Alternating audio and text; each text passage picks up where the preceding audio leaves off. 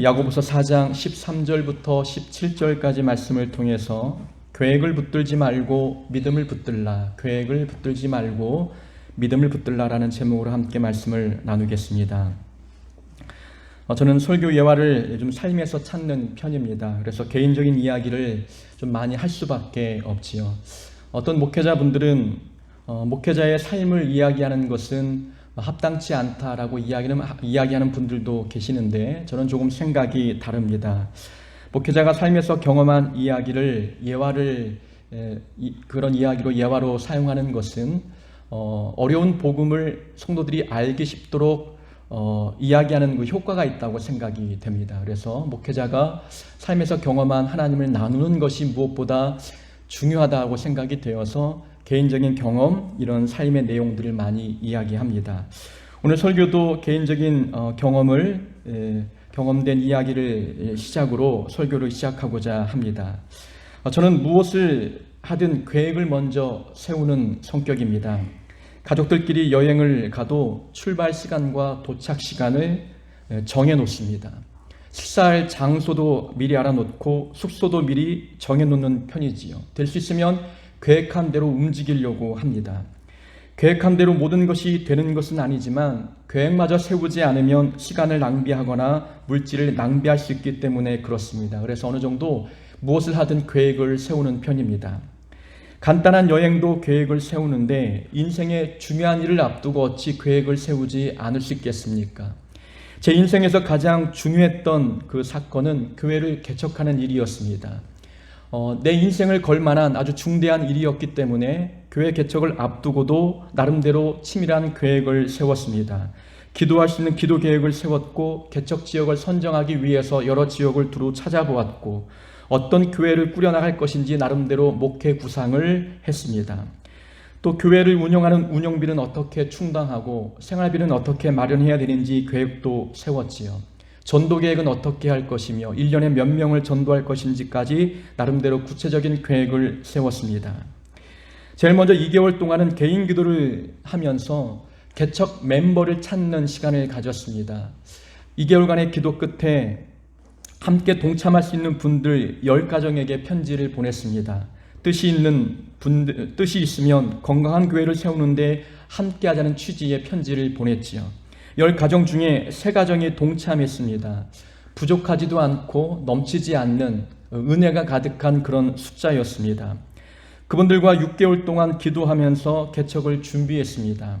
교회 개척에 동참할 수 없는 분들에게는 기간을 정해놓고 선교원금을 보내달라고 부탁했습니다. 그리고 아내에게는 취업할 수 있도록 간호조무사 자격증을 따도록 했지요. 사례비는 받을 수 없기 때문에 나름대로 자비량으로 목회하기 위해서 아내에게 그런 자격증을 따라고 부탁했던 것입니다.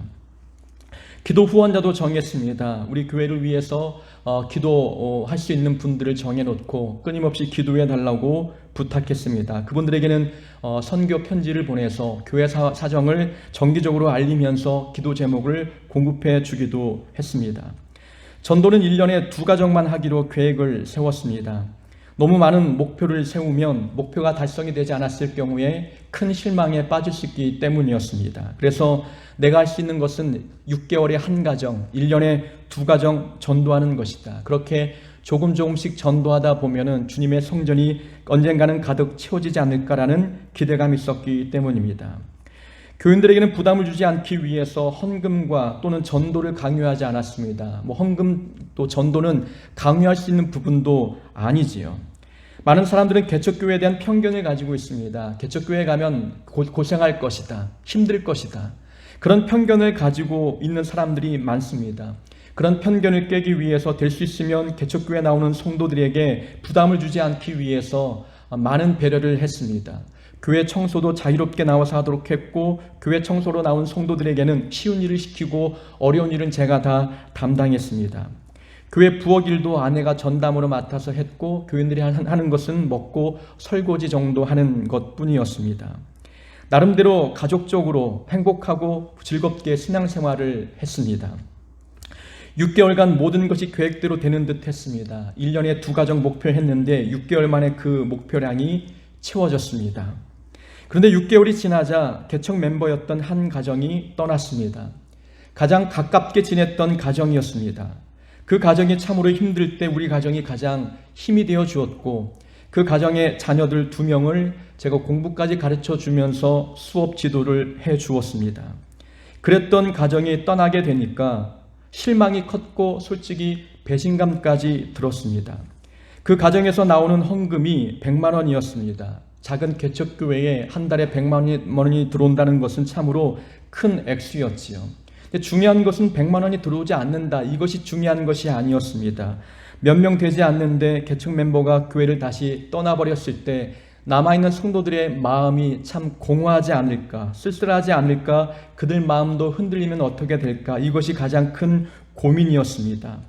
제 마음을 추스리는데 꽤 많은 시간이 허비되었습니다. 그래도 다시 마음을 잡고 남아있는 교인들과 함께 즐겁게 신앙생활했습니다. 2년이 지나니 전도 목표가 채워지면서 장년부 어린이에 합쳐서 20명이 넘었습니다. 다른 교회가 부럽지 않을 만큼 즐겁게 목회했고 성도들도 만족하며 신앙생활을 했습니다.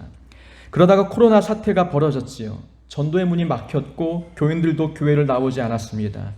초신자들은 교회 나오는 것을 두려워했기 때문에 그들이 교회 나오지 않으니 교회 모든 상황이 개척 초기의 모습으로 돌아간 것 같았습니다. 참으로 마음이 힘들었지요.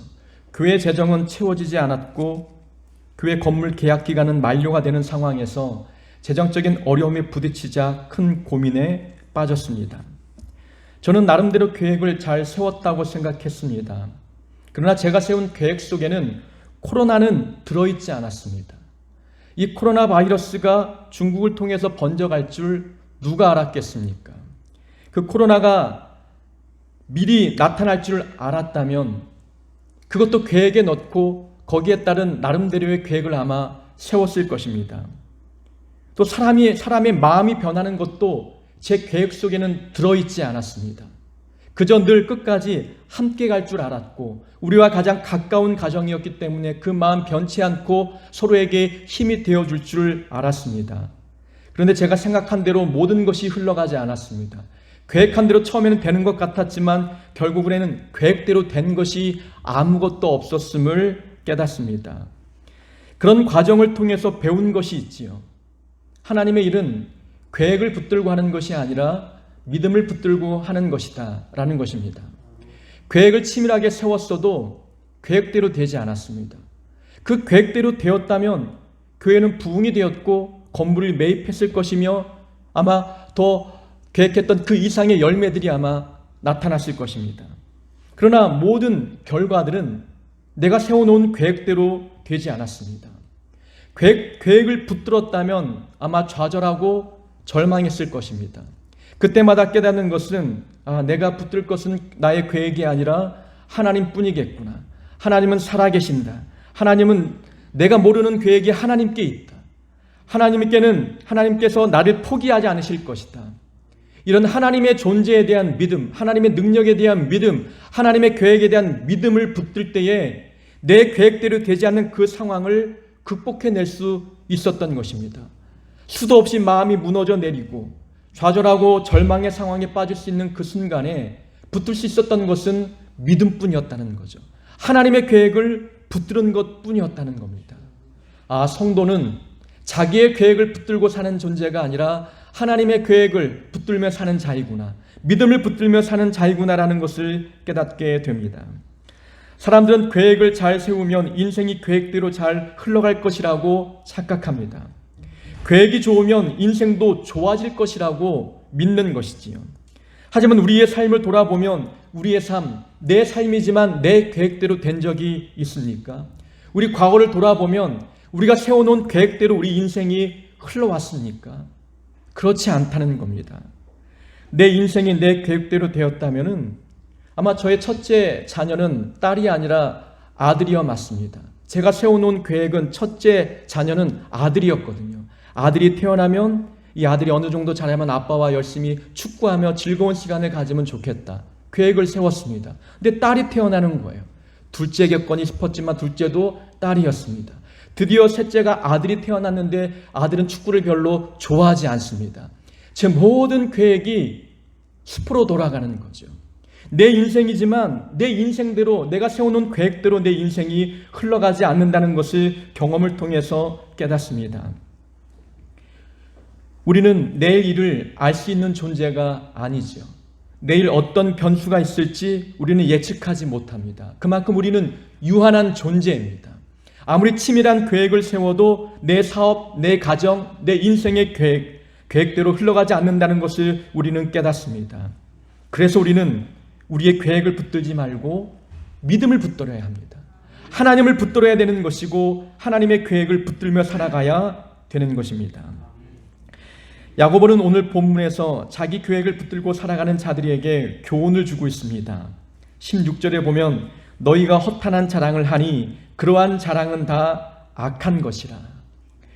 여기서 말하는 허탄한 자랑이란 무엇을 의미하는가? 허탄한 자랑은 자기의 계획을 자랑하는 것을 뜻합니다. 인생이 자기 계획대로 되지 않는다는 것을 모르고 자신의 인생 계획이 마치 성공할 것처럼 자랑 삼아 이야기하는 그런 행동들을 의미합니다. 우리의 계획대로 인생이 되지 않는데 멋진 인생의 계획을 세워놓고 그 인생대로 자기 이 삶이 성공으로 달릴 줄 알고 착각하는 거죠. 이런 계획 세웠어 라는 그런 자랑들을 교회 안에 사는 자들이 있었던 것입니다. 그들을 향해서 허탄한 자랑을 하지 말라. 그것은 다 악한 것이다 라고 이야기하고 있습니다. 그들이 하는 자랑은 13절에 나옵니다. 우리가 어떤 도시에 가서 거기서 1년을 머물며 장사하여 이익을 보리라. 그들이 세운 계획은 먼 타국에 가서 1년 정도 머물면서 장사를 함으로 인하여서 큰 이득을 보자. 이것이 교회 다니는 성도들의 계획이었습니다. 왜 야고보가 이 장사를 예를 들어서 자기의 계획이 허탄한 생각임을 설명하고 있느냐? 당시 이 교회 성도들 가운데에는 장사하는 사람들이 많았습니다. 이 야고보서가 흩어진 유대인들에게 보낸 편지 아닙니까? 1장 1절에 보면 흩어진 유대인들에게 편지 보내는 그 장면이 나옵니다. 당시 그리스도인들 중에는 고향을 떠나 타향살이 하는 자들이 많았습니다. 흩어져 있었던 거죠. 그들은 삶의 자리를 이동하면서 살았습니다. 자, 이곳에서 저곳으로 이동하며 사는 사람이라면 그들의 생계 수단은 장사일 수밖에 없어요. 장사하면서 이것저것 돌아다니며 이제 장사하며 생계를 유지해가는 겁니다. 그런 성도들 가운데는 장사가 성공하여서 많은 이익을 보는 사람들도 있었습니다. 그런 자들이 교회 안에 들어와서 자리를 잡기 시작했는데 장사로 돈을 번 자들이 교회 안에 들어오면서 성도들 사이에 변질된 복음이 싹트기 시작했습니다. 잘 사는 것이 하나님이 복을 주신 것이다 라는 생각을 갖고 있는 겁니다. 장사하는 사람들 중에 돈을 벌지 못한 자들도 있거든요. 그런 자들은 상대적인 박탈감을 느끼는 겁니다. 왜 같은 예수를 믿는데 누구는 장사를 통해 돈을 벌고 누구는 장사를 통해 돈을 벌지 못하느냐, 이런 고민에 빠진 거죠. 근데 많은 사람들이 이야기하는 겁니다. 돈을 잘 버는 사람은 하나님께 복을 받았기 때문이고 돈을 벌지 못하는 사람은 하나님께 복을 받지 못했기 때문이다 라는 이상한 변질된 복음이 성도들 마음에 자리 잡기 시작했던 것입니다. 그런 잘못된 복음이 진리인 양 받아들여지니 많은 성도들이 무엇을 계획하겠습니까? 장사해서 성공해야 되겠다. 돈을 많이 벌어야 되겠다. 돈 잘 버는 것이 곧 믿음이 좋은 것이라는 이런 잘못된 진리가 퍼져 있으니 많은 사람들이 장사해서 돈을 벌기로 계획을 세웠던 것입니다. 그래서 어떤 도시에 가서 1년을 머물며 장사하여 이익을 보리라 라고 계획을 세우는 것입니다. 우리가 무엇인가 일을 할 때 계획을 세우는 자체는 문제가 되지 않습니다. 근데 문제는 사업을 계획하는 데 있어서 하나님은 전혀 고려되지 않고 있다는 겁니다. 인생의 계획을 세우는데 하나님을 빼버리고 있다는 거예요. 하나님의 계획은 전혀 고려 대상이 되지 않고 있는 거예요. 그것을 보고 야고보가 책망하고 있는 것입니다. 아무리 우리가 인생의 계획을 잘 세워도 우리 삶이 그 계획대로 되지 않는데 왜 인생의 계획을 세우면서 하나님의 계획은 묻지 않느냐, 하나님은 왜 고려하지 않느냐라고 책망하고 있는 것입니다. 그런 성도들에게 결론적으로 말씀하죠. 선을 행할 줄 알고도 행하지 아니하면 죄니라. 여기서 말하는 선은 하나님의 뜻대로 사는 것을 말합니다. 그러니까 바꾸어 말하면 하나님의 뜻대로 살아야 한다. 이것이 야고보가 말하는 결론입니다. 자기의 계획대로 살기보다 하나님의 계획대로 살아야 된다. 하나님의 계획대로 사는 것이 선을 행하는 것이니 우리의 삶이 성공의 길로 가기 위해서는 하나님의 계획대로 살아야 된다는 것을 강조하고 있습니다. 우리는 우리 인생의 계획을 아무리 잘 세워도 계획대로 되지 않습니다. 하나님의 계획대로 살아야 된다는 것을 오늘 본문이 우리에게 말씀해 줍니다. 13절을 다시 보면은 성도들이 이렇게 계획하죠. 어떤 도시에 가서 1년 동안 머물면서 장사하여 이익을 보리라. 자, 인생의 계획을 세우는 목적은 잘 살기 위함입니다. 무엇인가 의미 있는 삶을 살기 위함이죠. 그런 목표를 가지고 계획을 세우는데 성도들의 인생 계획 중심에는 이익을 남기는 삶을 살고자 하는 마음이 있었습니다. 이익을 남기는 삶이 성도들의 주된 목표였다는 겁니다. 장사를 해서 이익을 남기는 것, 사업하는 자들에게는 그것이 주된 목표일 수 있습니다. 그러나 믿음 있는 성도들에게는 이익을 남기며 사는 것이 과연 올바른 삶을 사는 것이냐라는 겁니다.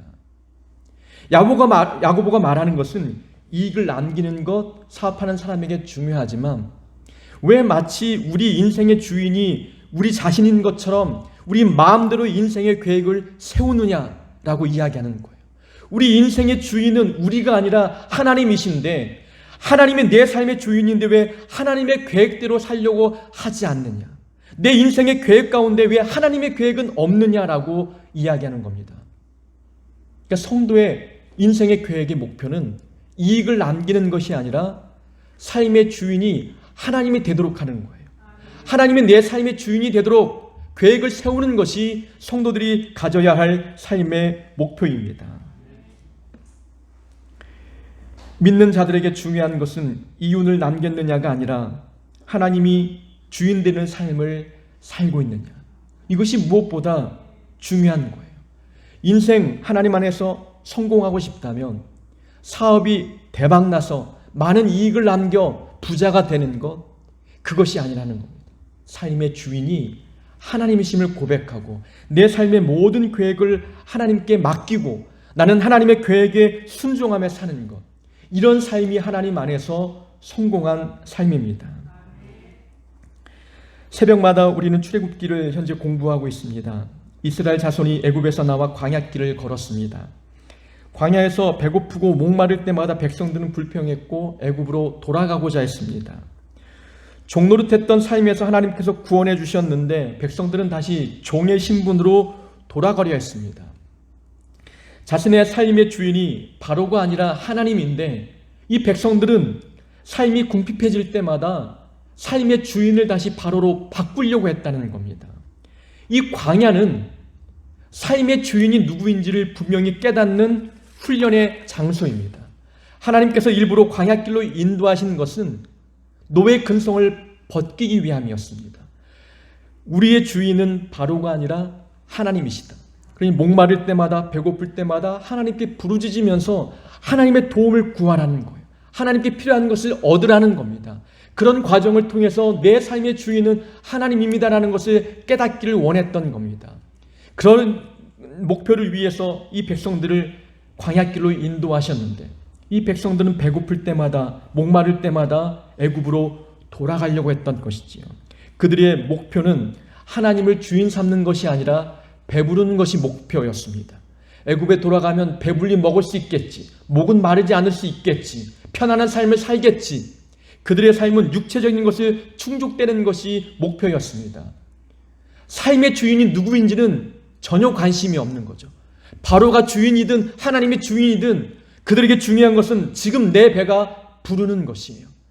사업을 통해서 이익을 남기고 부자가 되는 것, 그것이 바로 이스라엘 자손들이 갖고 있는 삶의 목표였습니다. 하나님은 이스라엘 자손들에게 원하는 것은 딱 한 가지입니다. 그들의 삶의 주인이 하나님이시기를, 하나님은 그것 하나만 원했던 것입니다.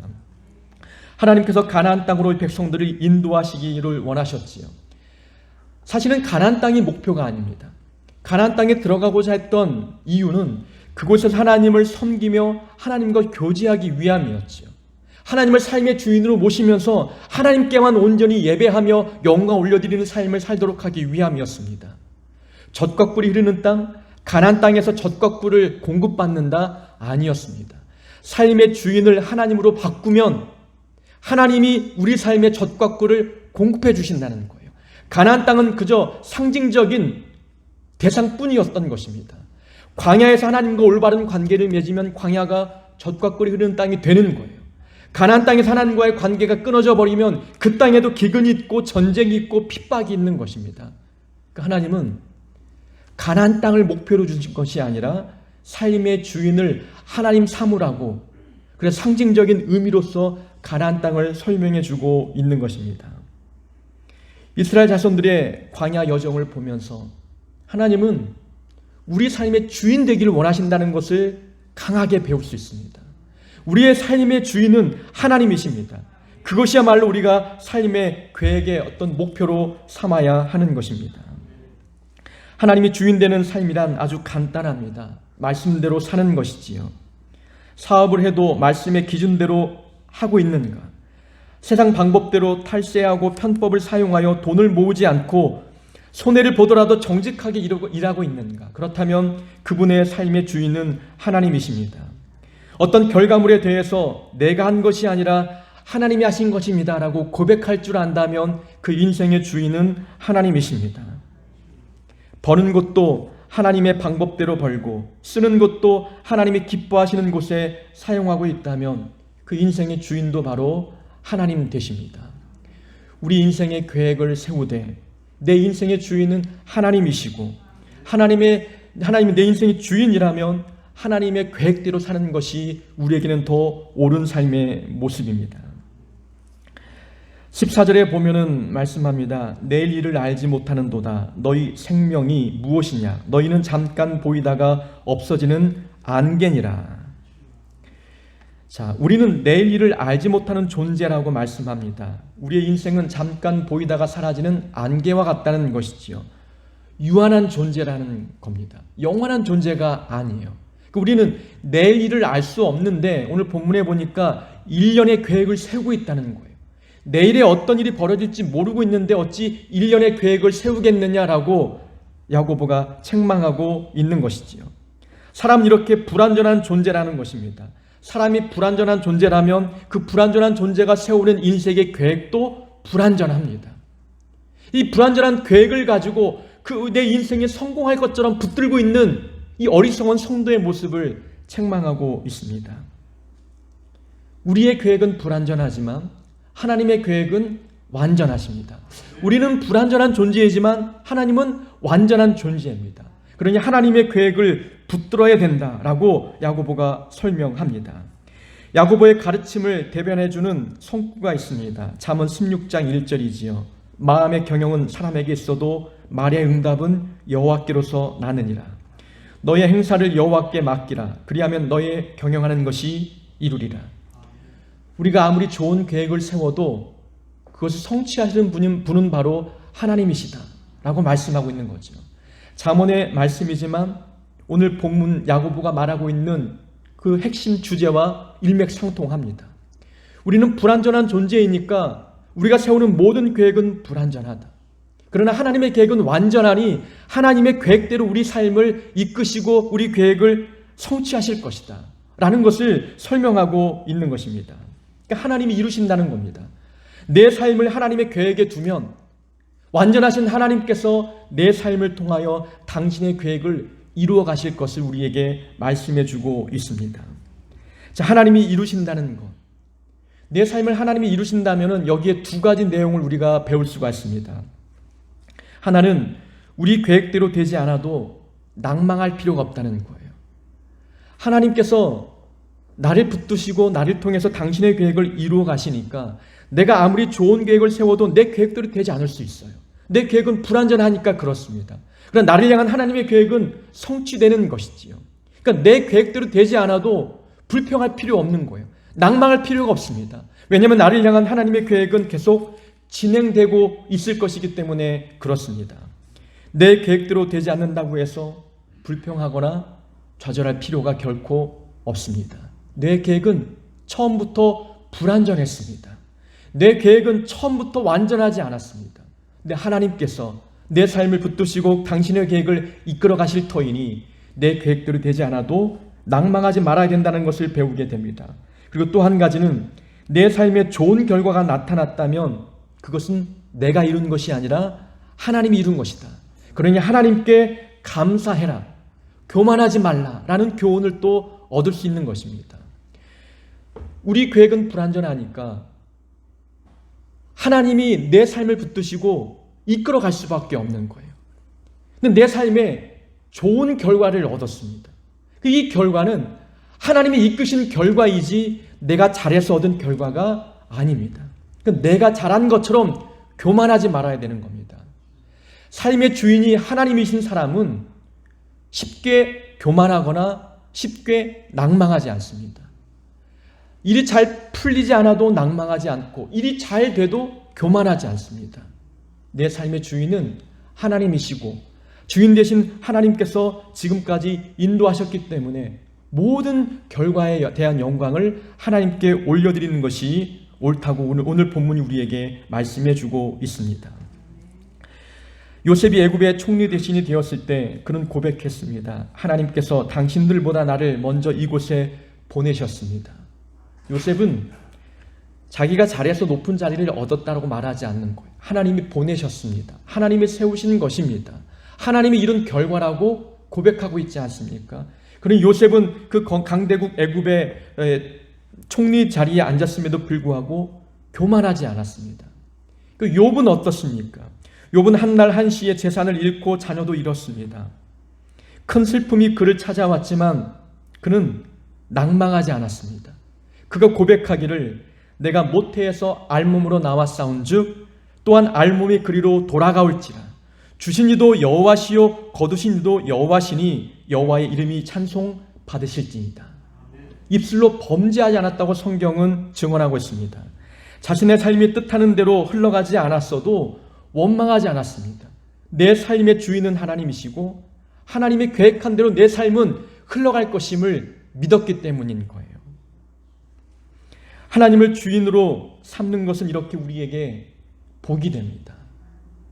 실패해도 낭망하지 않고 잘 돼도 교만하지 않는 것, 이것이 믿는 자들에게는 더없이 큰 축복 아니겠습니까? 낭망하지 않고 교만하지 않는다. 그런 삶을 사는 것은 정말 우리에게는 더없이 큰 은혜입니다. 우리의 계획은 한계가 있습니다. 우리는 불완전한 존재이기 때문에 아무리 좋은 계획을 세웠다 할지라도 우리 인생을 계획한 대로 우리가 끌고 갈 수 없습니다. 그래서 계획을 붙들지 말고 믿음을 붙들어야 합니다. 우리의 계획은 실패할 수 있지만 하나님의 계획은 실패하지 않기 때문입니다. 인생이 계획대로 흘러가지 않아서 시험에 들고 있는 자가 계십니까? 하나님이 우리 삶의 주인이 되십니다. 하나님께서 우리 삶을 붙드시고 이끌어 가십니다. 그런 하나님을 바라보면서 원대로 되지 않는다고 낭망하기보다 하나님이 이루실 결과를 기대하며 우리가 감사하며 살아가는 하나님의 귀한 자녀 되기를 주의 이름으로 축원합니다.